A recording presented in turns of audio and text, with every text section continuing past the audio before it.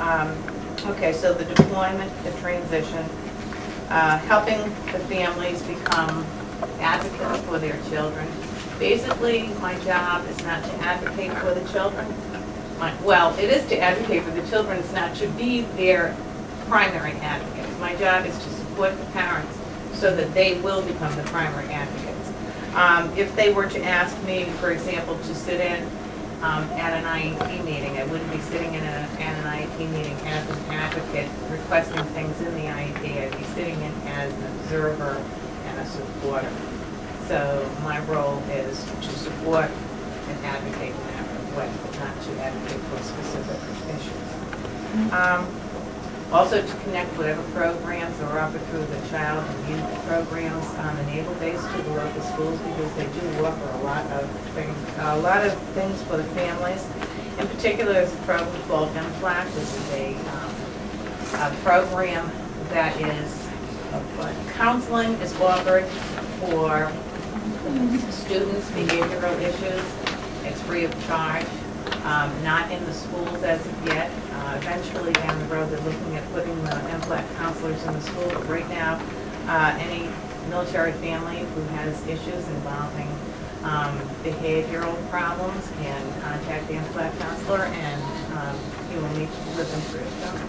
And right now we have with us Mr. Tom Carr, who is excellent and would be very, very happy to see anybody. Okay, so my personal goals, or I shouldn't say my personal goals, but our personal goals, Catherine and I working closely together came up with a list of goals that we have established for the coming year. And the number one is to enhance relationships and to establish positive partnerships with the local school system. To encourage open communication with school leaders and staff concerning the special needs of military children. To develop a transition team that will assist students transitioning into a new school community. And for a moment I'm going to talk about the transition team because in particular on the secondary level, when military students are transferring into high school, there are issues of class rank, there are issues of GPA, there are issues of placement in advanced placement courses. All of those issues can cause a tremendous amount of stress on a junior or senior in high school. And I saw that very acutely on a number of issues and a number of cases at Middletown High School. I have to say that being a Navy community, we always worked very hard to make sure that the students were treated with respect and fairness. And I think that's very important that we continue to do that, or that we make that a priority. So having a transition team that will work on the transitioning, especially on the high school level. And with the new regulations for graduation, the new high school regs, it's exceptionally difficult moving from state to state. One state or one school district even will have a different requirement for proficiency in graduation. So those issues are very important. Again, the partnerships in education and empowering the families to be the best advocates they can be for their children. And finally, there's one more issue, and I don't think it's listed anywhere here. It's called the interstate compact on educational opportunity for military children. And it's been introduced, or we have introduced it to the state legislators. It's been, the compact is seeking to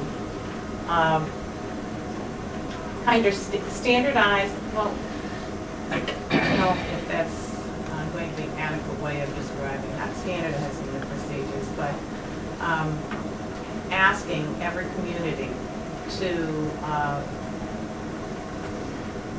take a more critical look at the transcripts and so on that are coming into the area from other states, as I just talked about, and also things like ages entering kindergarten.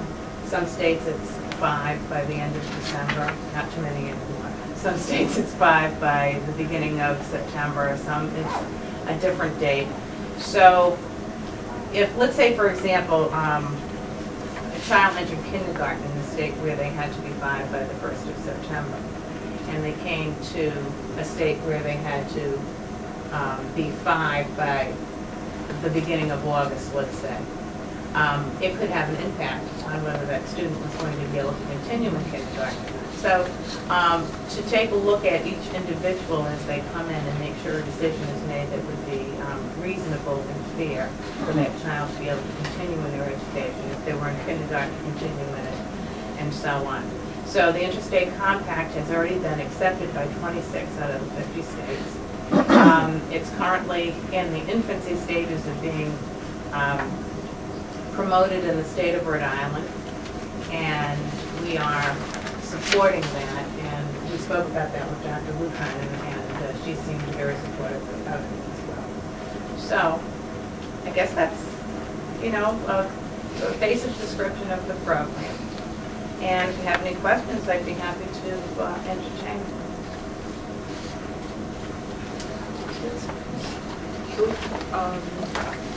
First, I would just like to say that the military families and the students that come over to Jamestown have been a wonderful addition to our community. Both I as a parent and my children's friendships that have developed, and from working with various parents over the years, they're a wonderful addition. From a school committee perspective, it does add some complexities, particularly for us as a small district. You had mentioned there was more effort in trying to identify families moving to the area, particularly who might be moving to Jamestown with school-age children earlier, which would be a great help for us. My understanding, service members typically have orders a year out, 9 months to a year out. They do have them in advance, and I will tell you that it's something that has really come to the forefront in our discussions with all of the superintendents. The superintendents in the school districts are saying that currently the registrations can't occur until the students really are here and are in residence. And the military community is saying if we could register in advance, it would make it much easier for us when we got here. So hopefully we'll work on that. The commanding officer is setting up a summit, an educational summit, where he's going to invite all of the Newport County school systems to attend, the superintendents, and hopefully part of the school committee and some of the principals as well, so that we can discuss those issues. Is this typically about generally housing and identifying which They don't know where they're going to live. Yeah. They might have the orders to yeah. go to college. Is it a state requirement? It requires that you have a body in front of you to register. Right now, it's our local It's says that registered. we have to have proof of residency. That's what our registration process says. So And I think that's normally what most of them say. I think, yes, I'm sure that is. So it's something to look at. Sometimes they do know on a lease in a house, and they will go online and send the applications ahead of time. So some people do register early. If they show you the lease. But they have had to have Right. secured a lease at that Right, point. right.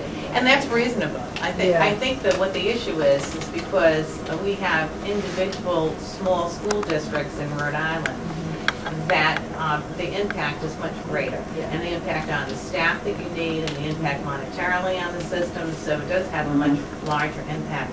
If we could work on a way that we could come to a mutual agreement on what needed to be done so people could register in advance, I think that would be extremely helpful to all the community. So I'll definitely take that information back to the commanding officer because he's very interested in it.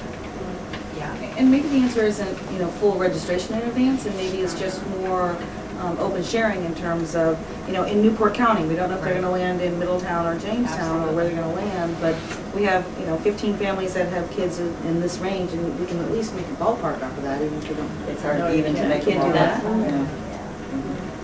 I mean, each kid we send to NK, shouldn't change.